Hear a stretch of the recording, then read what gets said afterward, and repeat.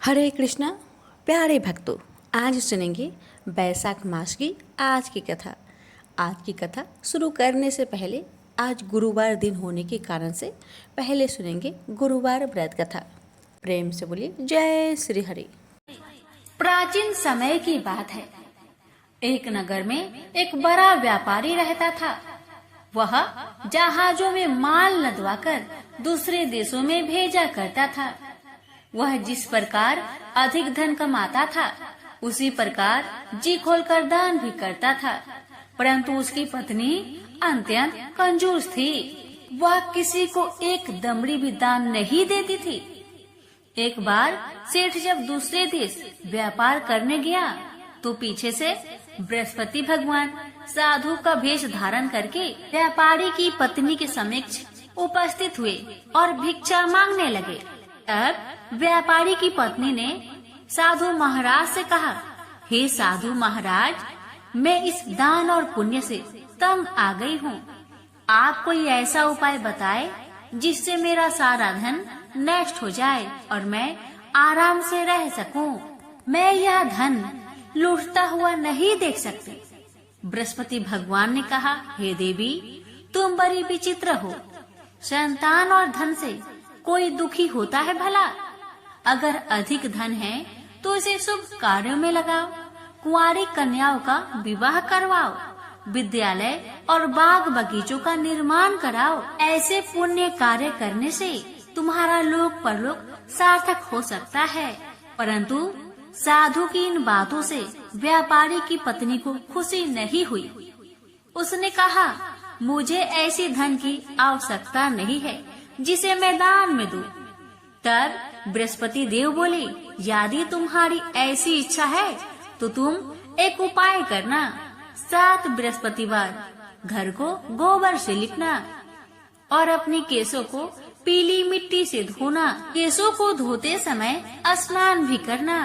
व्यापारी से हजामत बनाने को कहना। भोजन में मांस मदिरा खाना। कपड़े अपने घर धोना। ऐसा करने से तुम्हारा सारा धन नष्ट हो जाएगा। इतना कहकर बृहस्पति भगवान अंतर ध्यान हो गए। व्यापारी की पत्नी ने बृहस्पति देव के कहे अनुसार 7 बृहस्पतिवार वैसा ही करने का निश्चय किया। केवल 3 बृहस्पतिवार बीते कि उसके समस्त धन संपत्ति नष्ट हो गई और वह परलोक सिधार गई। जब व्यापारी वापस आया तो उसने देखा कि उसका सब कुछ नष्ट हो चुका है। यह देखकर व्यापारी ने अपनी पुत्री को सत्वाना दी और दूसरे नगर में जाकर बस गया। वहाँ वह जंगल से लकड़ी काटकर लाता और शहर में बेचता था। इस तरह वह अपना जीवन व्यतीत करने लगा। एक दिन उसकी पुत्री ने दही खाने की इच्छा प्रकट की, लेकिन व्यापारी के पास दही खरीदने के पैसे नहीं थे। वह अपनी पुत्री को अवशासन देकर जंगल में लकड़ी काटने चला गया। वह एक वृक्ष के नीचे बैठकर अपनी पूर्व दशा पर विचार करके रोने लगा। उस दिन बृहस्पतिवार का दिन था। तभी वहाँ बृहस्पति देव साधु के रूप में सेठ के पास आए और बोले, हे मनुष्य, तू इस जंगल में किस चिंता में बैठा है?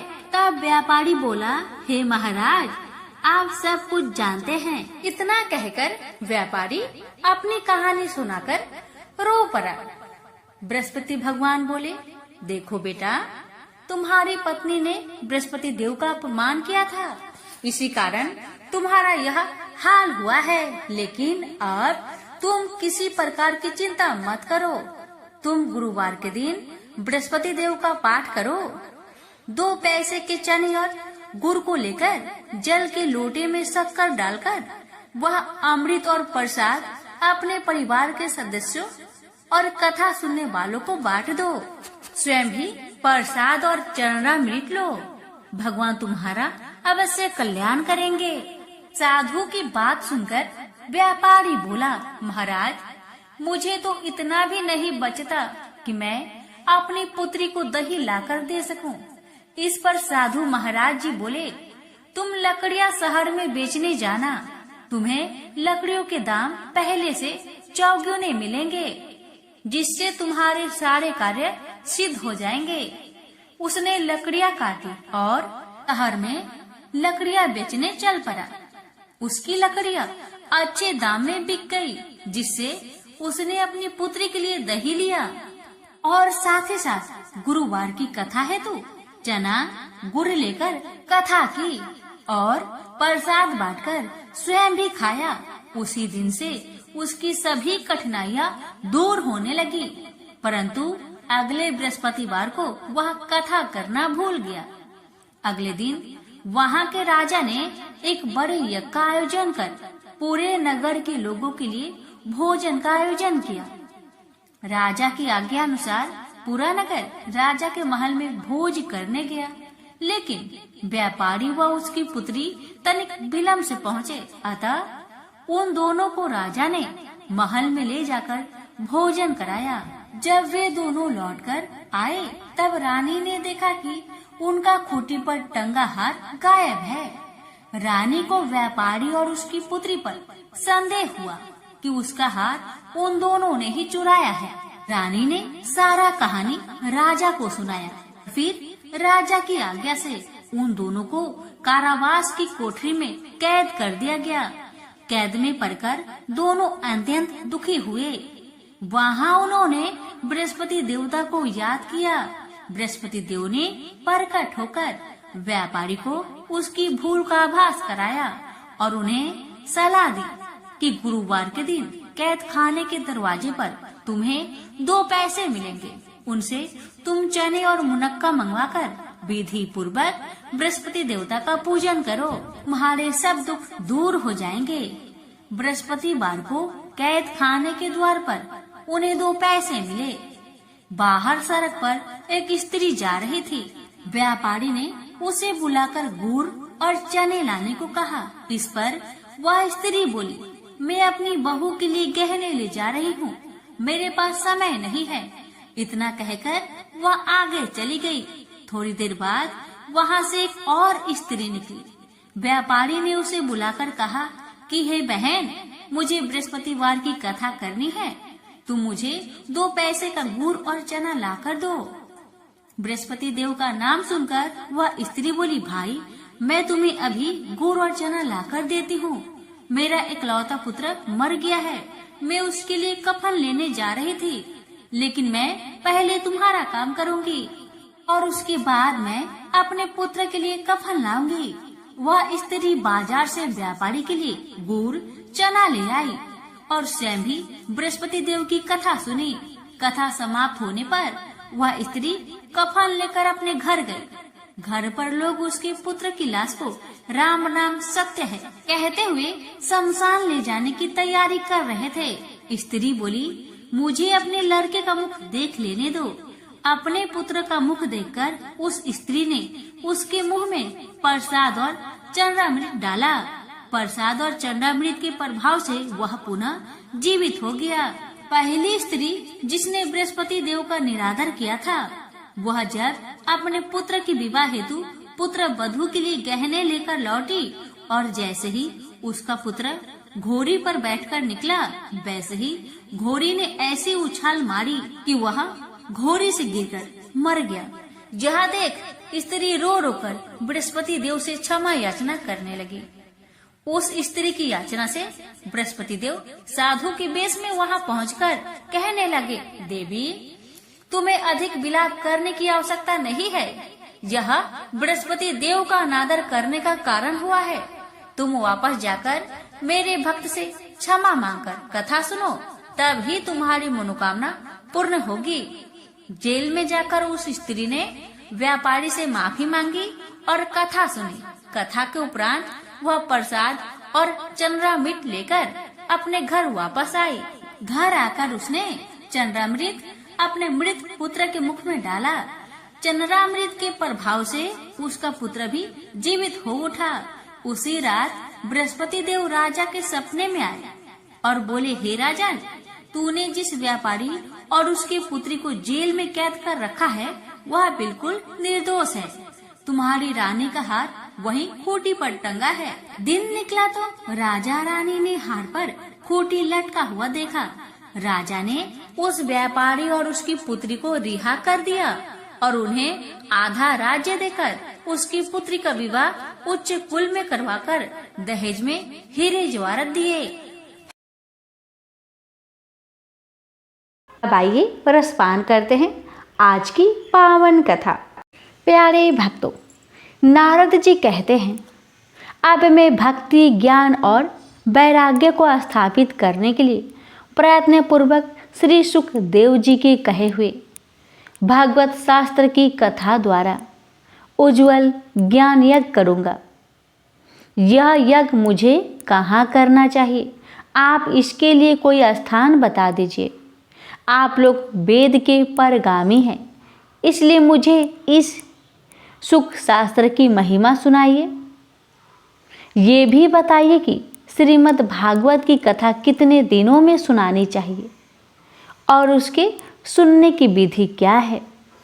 सनकादिक बोले, नारद जी, आप बड़े विनीत और विवेकी हैं। सुनिए, हम आपको ये सब बातें बताते हैं।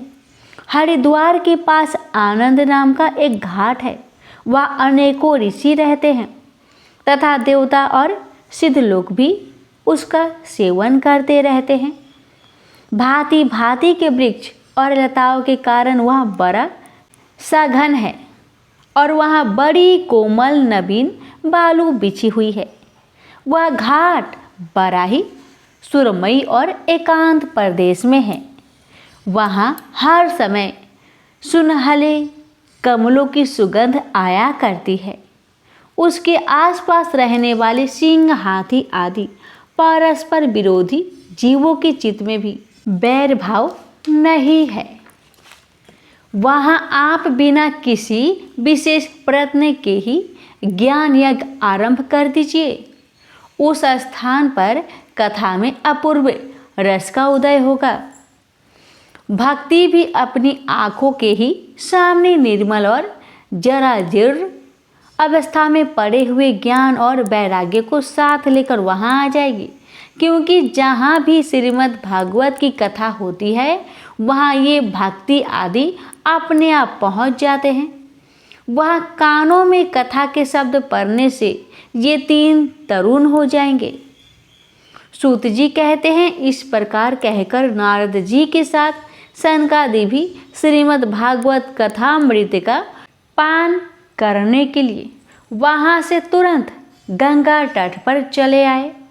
जिस समय वे तट पर पहुँचे, भूलोक, देवलोक और ब्रह्मलोक सभी जगह इस कथा का हल्ला हो गया। जो भागवत कथा के रसिक विष्णु भक्त थे, सभी श्रीमद् भागवत मृत का पान करने के लिए सबसे आगे दौड़ दौड़ कर आने लगे। भृगु, वशिष्ठ, चवन्य, गौतम, मेधातिथि, देवल, देवरात, परशुराम, विश्वामित्र, साकल, मार्कंडेय, दत्तात्रेय, पिप्पलाद, येगेश्वर, व्यास और पराशर, छाया, सुख, जाजली और जहू आदि सभी प्रधान मुनिगण अपने अपने पुत्र, शिष्य और स्त्रियों समेत बड़े प्रेम से वहाँ आए। इनके सिवा वेद, वेदांत, उपनिषद, मंत्र, तंत्र, सहस्त्र पुराण और छहों शास्त्र भी मूर्तिमान होकर वहाँ उपस्थित हुए। गंगा आदि नदियाँ, पुष्कर आदि सरोवर, कुरुक्षेत्र आदि समस्त क्षेत्र, सारी दिशाएं, दंडक आदि वन, हिमालय आदि पर्वत तथा देव, गंधर्व और दानव आदि सभी कथा सुनने चले आए। जो लोग अपने गौरव के कारण नहीं आए, महर्षि भृगु उन्हें समझा बुझा कर ले आए। तब कथा सुनाने के लिए दीक्षित होकर श्री कृष्ण परायण सनकादि नारद जी के दिए हुए श्रेष्ठ आसन पर विराजमान हुए। उस समय सभी श्रोताओं ने उनकी वंदना की। श्रोताओं में वैष्णव, विरक्त, सन्यासी और ब्रह्मचारी लोग आगे बैठे और उन सबके आगे नारद जी विराजमान हुए। एक और ऋषिगण, एक और देवता, एक और वेद और उपनिषद आदि तथा एक और तीर्थ बैठे और दूसरी ओर स्त्रियां बैठी। उस समय सब और जय जयकार, नमस्कार और शंखों का शब्द होने लगा और अबीर, गुलाल, खील एवं फूलों की खूब वर्षा होने लगी। कोई कोई देवश्रेष्ठ तो विमानों पर चढ़कर वहां बैठे हुए सब लोगों पर कल्प वृक्ष के पुष्पों की वर्षा करने लगे। सूत जी कहते हैं, इस प्रकार पूजा समाप्त होने पर जब सब लोग एकाग्रचित हो गए तब सनकादि ऋषि महात्मा नारद को श्रीमद् भागवत का महात्म्य स्पष्ट करके सुनाने लगे। सनकादि ने कहा, अब हम आपको इस भागवत शास्त्र की महिमा सुनाते हैं। इसके श्रवण से मुक्ति हाथ लग जाती है। श्रीमद् भागवत की कथा का सदा सर्वदा सेवन, आस्वादन करना चाहिए। इसके श्रवण मात्र से श्री हरि हृदय में आ विराजते हैं। इस ग्रंथ में 18,000 श्लोक और 12 स्कंध है तथा श्री सुखदेव और राजा परीक्षित का संवाद है। आप यह भागवत शास्त्र ध्यान देकर सुनिए। यह जीव तभी तक अज्ञानवश इस संसार चक्र में भटकता है जब तक क्षण भर के लिए भी कानों में इस सुख शास्त्र की कथा नहीं पड़ती। बहुत से शास्त्र और पुराण सुनने से क्या लाभ है? इससे तो व्यर्थ का भ्रम बढ़ता है। मुक्ति देने के लिए तो एकमात्र भागवत शास्त्र ही गरज रहा है। जिस घर में नित्य प्रति भागवत की कथा होती है वह तीर्थ रूप हो जाता है और जो लोग उसमें रहते हैं उनके सारे पाप नष्ट हो जाते हैं। हजारों अश्वमेध और सैकड़ों वाजपेयी यज्ञ इस सुख शास्त्र की कथा का 16वां अंश भी नहीं हो सकते। तपोधनों, जब तक लोग अच्छी तरह श्रीमद् भागवत का श्रवण नहीं करते तभी तक उनके शरीर में पाप निवास करता है। फल की दृष्टि से इस सुख शास्त्र की कथा की क्षमता गंगा, गया, काशी, पुष्कर या प्रयाग कोई तीर्थ भी नहीं कर सकता। यदि आपको परम गति की इच्छा है तो अपने मुख से ही श्रीमद् भागवत के आधे अथवा चौथाई श्लोक का भी नित्य नियम पूर्वक पाठ कीजिए।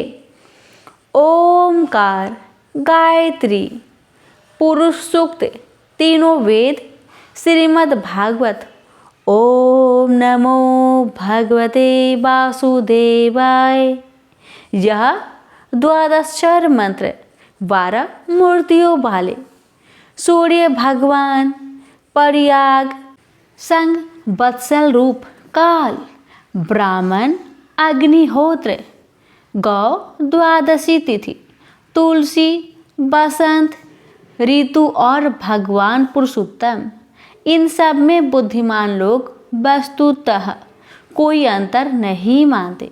जो पुरुष अहर्निश अर्थ सहित श्रीमद् भागवत शास्त्र का पाठ करता है उसके करोड़ों जन्मों का पाप नष्ट हो जाता है, इसमें तनिक भी संदेह नहीं है। जो पुरुष नित्य प्रति भागवत का आधा या चौथाई श्लोक भी पढ़ता है उसे राजसूय और अश्वमेध यज्ञों का फल मिलता है। नित्य भागवत का पाठ करना, भगवान का चिंतन करना, तुलसी को सींचना और गौ की सेवा करना, ये चारों समान हैं। जो पुरुष अंत समय में श्रीमद् भागवत का वाक्य सुन लेता है उस पर प्रसन्न होकर भगवान उसे बैकुंठ धाम देते हैं। जो पुरुष इसे सोने के सिंहासन पर रखकर विष्णु भक्तों को दान करता है वह अवश्य ही भगवान का सायुज्य प्राप्त करता है।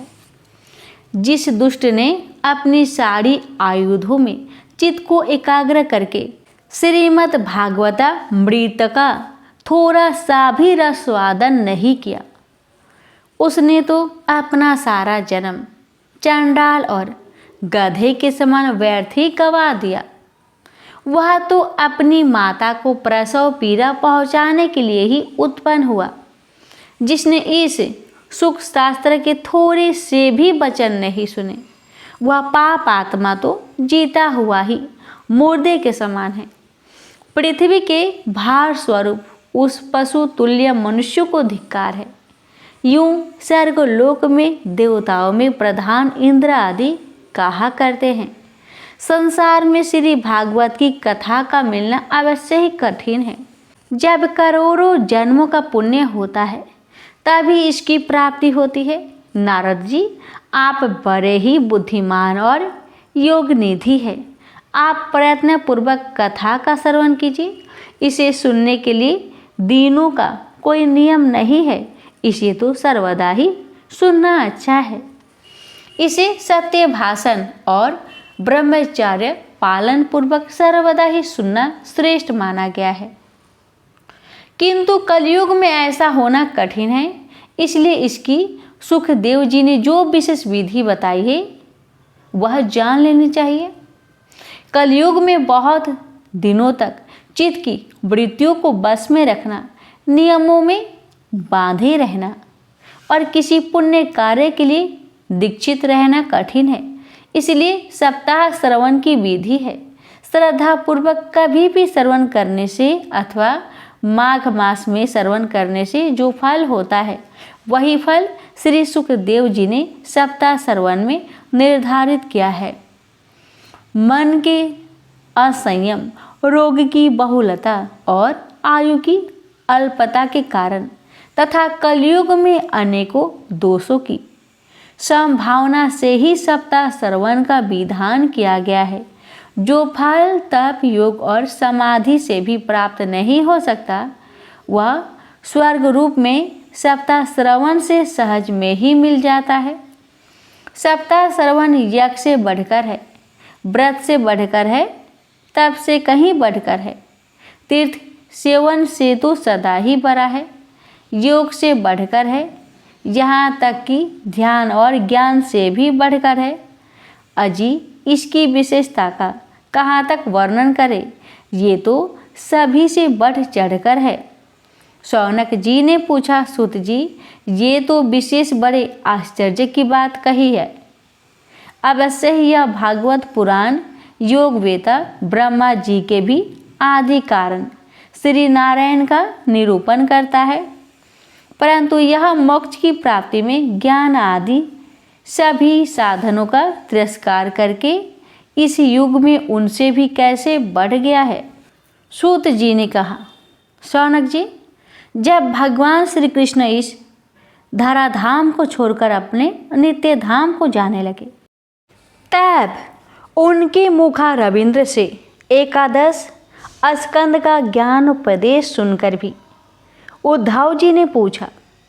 उद्धव जी बोले, गोविंद, अब आप तो अपने भक्तों का कार्य करके परम धाम को पधारना चाहते हैं, किंतु मेरे मन में एक बड़ी चिंता है, उसे सुनकर आप मुझे शांत कीजिए।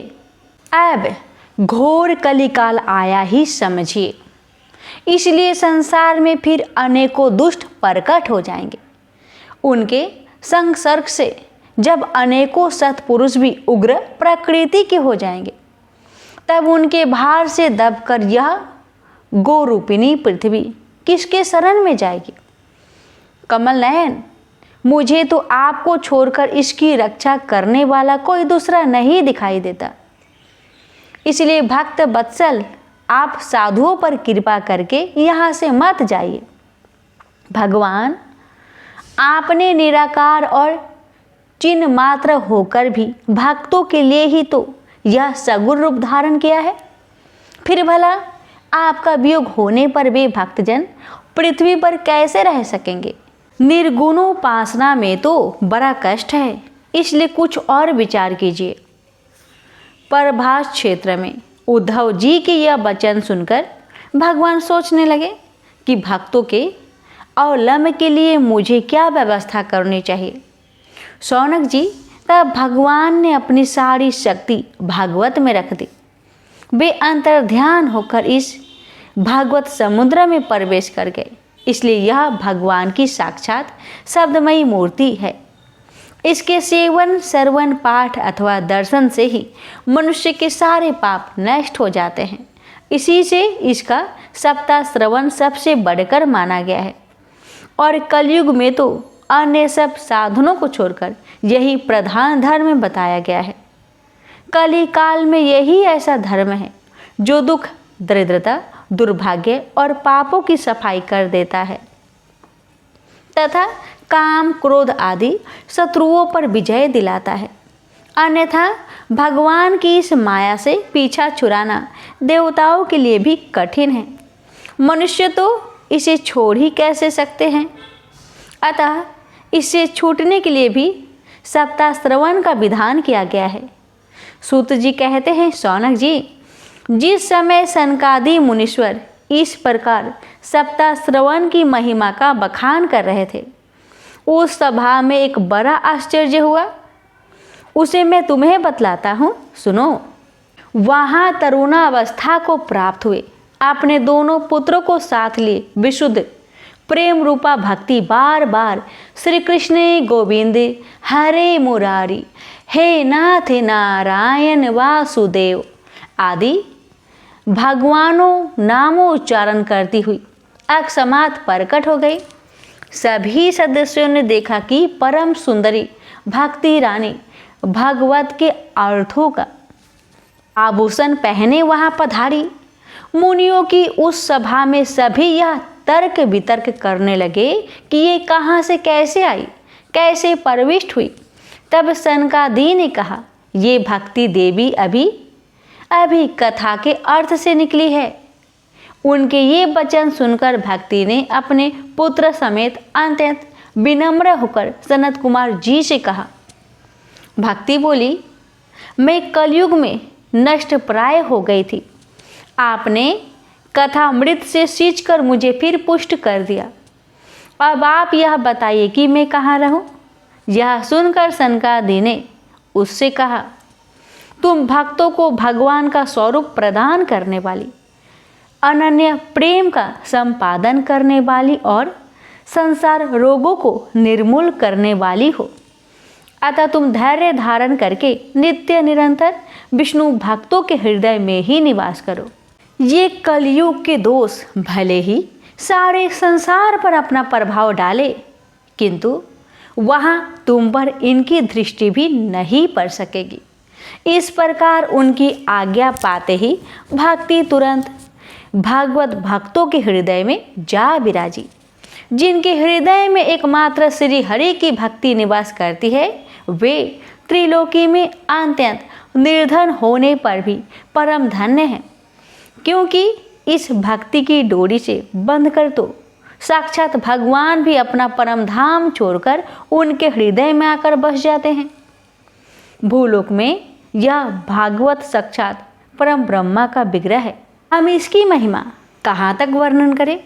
इसका आश्रय लेकर इसे सुनाने से तो सुनने और सुनने वाले दोनों को ही भगवान श्री कृष्ण की समता प्राप्त हो जाती है।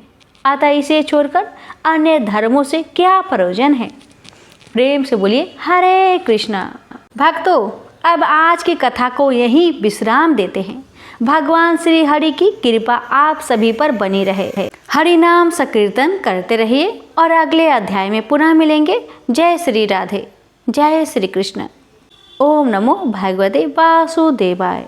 कथा अच्छी लगे तो वीडियो को लाइक शेयर अवश्य करें और हमारे चैनल के साथ जुड़े रहे। अर्जुन ने पूछा, हे जनार्दन, यदि आपके तप से कर्म बुद्धि से श्रेष्ठ है तो केशव मुझे इस घोर कर्म में क्यों लगाते हो। मिले हुए वचनों से आप मेरी बुद्धि को भ्रम में डाल रहे हैं। निश्चय करके मुझे बतलाइए जिससे मैं कल्याण को प्राप्त हो। श्री कृष्ण जी बोले, हे निष्पाप अर्जुन, मैं पहले समझा चुका हूँ कि इस लोक में दो प्रकार की निष्ठा कही गई है। एक तो सांख्य वाले का ध्यान योग, दूसरा योगियों का कर्म योग। कर्मों को पारंभ न करने से ही कोई निष्कर्म नहीं कहलाता और कर्मों को त्याग करके संन्यास ग्रहण करने से ही किसी को सिद्धि नहीं मिलती। मनुष्य क्षण भर भी कर्म किए बिना नहीं रह सकता। प्रकृति के गुण ही सब मनुष्य को कुछ न कुछ कर्म करने में लगाते हैं। अज्ञानी कर्म निंदियों को रोककर आत्मा चिंतन करने के बहाने विषय की चिंता करता है, वह पाखंडी मिथ्याचारी कहलाता है। हे अर्जुन, इंद्रियों को मन से दमन कर और विषय में प्रवृत्त न होने देकर उनसे कार्य लेता है, वह कर्म योग का अभ्यास करता है और श्रेष्ठ कहलाता है। अपने धर्म के अनुसार नियमित कर्म के करने से कर्म को करना अच्छा है। बिन कर्म किए निमित्त किए जाने वाले कर्मों को छोड़कर जितने कर्म हैं, उनके करने से मनुष्य का बंधन होता है। अतएव तुम फल की इच्छा त्याग कर यज्ञ करने के लिए कर्म करो। सृष्टि के आरंभ काल में ब्रह्मा जी ने यज्ञ सहित प्रजा को उत्पन्न कर प्रजा से कहा था, यज्ञ आदि कर्म करके वृद्धि को प्राप्त होंगे, यही कर्म तुम्हारे निमित्त कामधेनु होवेंगे। इस यज्ञ से तुम देवताओं को संतुष्ट करते रहो और देवता भी तुमको संतुष्ट करेंगे। इस प्रकार परस्पर वर्ताव करते हुए तुम और देवता कल्याण को प्राप्त होगे। यज्ञ आदि कर्मों से प्रसन्न होकर देवता तुमको इच्छित सुख की सामग्रियां देंगे, परंतु उनके लिए हुए दान को जो बिना उनका भोग लगाए ग्रहण करता है वह चोर है। पंच महायज्ञ करके जो शेष बचा हुआ भोग ग्रहण करते हैं वे पापों से मुक्त हो जाते हैं, और जो अपने निमित्त ही अन्न पकाते हैं वे पापी मनुष्य पाप को ही भक्षण करते हैं। अन्न से ही प्राणियों की उत्पत्ति होती है। अन्न मेघ से उत्पन्न होता है, मेघ यज्ञ द्वारा बरसता है और यज्ञ की उत्पत्ति कर्म से होती है। कर्म की उत्पत्ति ब्रह्म से हुई है और ब्रह्म अक्षर परमात्मा से। इस कारण सदा पदार्थों में रहने वाला जो ब्रह्म है वह सब योगों में प्रस्तुत है। हे पार्थ, इस प्रकार चलाए हुए आसक्त अज्ञानियों की बुद्धि में ज्ञान भेदभाव उत्पन्न न करे, परंतु आप स्वयं कर्म करता हुआ उसमें भी प्रसन्नता पूर्वक कर्म करावे। अर्जुन, सब कर्म प्रकृति के गुणों करके ही उत्पन्न होते हैं, परंतु जिनकी बुद्धि अहंकार से भ्रष्ट है ऐसे मूर्ख लोग समझते हैं कि हम करता है, परंतु जो गुण और कर्म के विभाग का सच्चा तत्व जानता है वह ज्ञानी पुरुष यह समझकर इसमें आसक्त नहीं होता कि गुण का यह खेल आपस में हो रहा है। प्रकृति के गुणों को भूले हुए मनुष्य गुण और कर्मों से आसक्त होते हैं। उन अल्पज्ञ मदों के ज्ञानी पुरुष कर्म मार्ग से चलायमान ना करें। हे अर्जुन, अध्यात्मक बुद्धि से तुम सब कर्मों को मुझ पे अर्पण करके कर्म फलों की आशा ममता को छोड़कर संग्राम करो। जो पुरुष श्रद्धा पूर्वक मेरे वचनों पर दृष्टि दोष ना करके मेरे इस मत के अनुसार आचरण करते हैं वे लोग कर्म बंधन से निश्चय मुक्त हो जाते हैं, और जो अज्ञानी मेरे इस मत पर दोष दृष्टि करते हुए इसको ग्रहण नहीं करते वे संपूर्ण ज्ञान से रहित है। उनको नष्ट हुआ जानो। अपना कठिन धर्म भी दूसरे के सहज धर्म से हितकर होता है। धर्म में मरना भी कल्याणकारक है, परंतु अन्य धर्म भयानक है। अर्जुन ने कहा, हे विष्णु नंदन श्री कृष्ण, पुरुष को पाप करने की इच्छा न होते हुए भी उसे कौन बलात् पाप के मार्ग में प्रवृत्त कराता है। कृष्ण भगवान बोले, हे अर्जुन, रजोगुण से उत्पन्न होने वाला काम व क्रोध मनुष्य को पाप मार्ग में ले जाता है। ऐसा करके उत्पन्न इच्छा कभी तृप्त नहीं होती। ये महापापी और घोर शत्रु हैं। जैसे धुआं से अग्नि, धूल से तर्पण और झिल्ली से गर्भ का बालक ढका हुआ है, उसी प्रकार विषय की इच्छा से आत्मज्ञान ढका हुआ है। हे कुंती पुत्र, इस शत्रु काम को मार के ज्ञानियों का ज्ञान आच्छादित हुआ है और सदा अग्नि की तरह तृप्त नहीं होता। इंद्रिया, मन और बुद्धि इस काम के आश्रय स्थान है। इनके सहारे इस स्वेच्छा ज्ञान को आच्छादित करके जीवन को मोहित कर लेती है। अतएव तुम सर्वप्रथम इंद्रियों को बस में करके ज्ञान और विज्ञान को नष्ट करने वाले इस पापी काम को अवश्य ही जीतो। कहते हैं कि इंद्रिया सबसे प्रबल है और इंद्रिया से भी प्रबल मन है। इस प्रकार जो बुद्धि से परे हैं उस आत्मा को जानकर निश्चयात्मक बुद्धि द्वारा मन को निश्चल करे। हे महाबाहो, तुम दुर्धर शत्रु को जीत लो। हमसे बोलिए श्री कृष्ण भगवान की जय। यहीं पर श्रीमद् भगवत कथा 3रा अध्याय समाप्त हुआ। अब सुनिए महात्म्य। श्री नारायण जी बोले, हे लक्ष्मी, एक क्षुद्र महामूर्ख अकेला ही वन में रहता था। बड़े अनर्थों से उसने बहुत सा द्रव इकट्ठा किया। किसी कारण से वह सब द्रव जाता रहा। अब वह क्षुद्र बहुत चिंतित रहने लगा। किसी से पूछता कि ऐसा उपाय बताओ जिससे पृथ्वी में गरा हुआ धन मुझे मिले। किसी पूछता कोई अंजन बताओ जिसे लगाने से पृथ्वी में गरा हुआ धन दिखे। तब किसी ने कहा मांस मदिरा खाया पिया कर। तब वह खोटा कर्म करने लगा, चोरी करने लगा। एक दिन धन की लालसा कर चोरी करने गया। मार्ग में चोरों ने मार दिया। तदंतर उसने प्रेत की योनि पाई। उस प्रेत योनि में उसे बड़ा दुख हुआ। एक बट वृक्ष पर रात दिन चिल्लाया करता कि कोई ऐसा है तो इस अधम देह से छुड़ाए। कुछ समय बाद क्षुद्र की स्त्री से पुत्र जन्मा।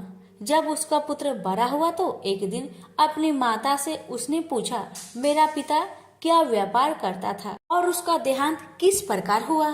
तब उसकी माता ने कहा, हे बेटा, तेरे पिता के पास बहुत द्रव था, वह सब व्यर्थ ही जाता रहा।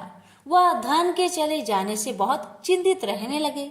एक दिन धन की लालसा में चोरी करने गया, परंतु मार्ग में उसे चोरों ने मार डाला। तब बेटे ने कहा, हे माता, उसकी गति कराई थी। माता ने कहा, नहीं कराई। बेटे ने कहा, हे माँ, उसकी गति करानी चाहिए। माँ ने कहा, अच्छी बात है। तब वह पंडितों से पूछने गया और जाकर प्रार्थना की, हे स्वामी, मेरा पिता एक दिशा में जाकर मृत्यु को प्राप्त हुआ, अतः उसका उद्धार किस तरह होगा। पंडितों ने कहा, तू गया जी जाकर उनकी गति कर, तब पितरों का उद्धार होगा। यह सुन उसने माता की आज्ञा लेकर गया जी को गमन किया। प्रयागराज दर्शन स्नान करके आगे को चला। रास्ते में एक वृक्ष के नीचे बैठ गया। वहां उसको बड़ा भय प्राप्त हुआ। वहां वही वृक्ष था जहां उसका पिता प्रेत योनि को प्राप्त हुआ था। उसी जगह चोरों ने उसे मारा था। तब उस बालक ने अपना गुरु मंत्र पढ़ा। उसका एक नियम था, वह 1 अध्याय श्री गीता जी का भी नित्य पाठ किया करता था। एक दिन उसकी पिता ने प्रेत की योनि में सुना तो सुनते ही उसकी प्रेत योनि टूट गई और देवदेही पाई। स्वर्ग से विमान आए और वह विमान पर चढ़कर पुत्र के सामने आया और आशीर्वाद देकर कहा, हे पुत्र, मैं तेरा पिता हूँ जो मरकर प्रेत हुआ था। तेरे गीता पाठ करने से मेरी देवदेही हुई है। अब मेरा उद्धार हुआ है और तेरी कृपा से मैं स्वर्ग को जाता हूँ। अब तू गया जी को अपनी खुशी से जा। इतने सुनकर पुत्र ने कहा, हे पिताजी, कुछ और आज्ञा करो जो मैं आपकी सेवा करूं। तब उस देवदेही ने कहा, देख, मेरी 7 पीढ़ियों के पितर नरक में पड़े हैं। अब तू गीता जी के 3रे अध्याय का पाठ करके उनको भी इस दुख से मुक्ति प्रदान कर। इतना वचन कह वह देवदेही स्वर्ग को गए। तब उस बालक ने वहीं पर पुनः गीता जी के 3रे अध्याय का पाठ किया और सब पितरों को उसका पुण्य देकर वैकुंठवासी हुआ। जो प्राणी श्री गीता जी का पाठ करे या श्रवण करे, उसका फल कहने में नहीं आ सकता। तब श्री भगवान जी बोले, हे लक्ष्मी, यह 3रे अध्याय का जो फल मैंने तुमसे कहा वह तुमने सुना है। प्रेम से बोलिए लक्ष्मी नारायण की जय।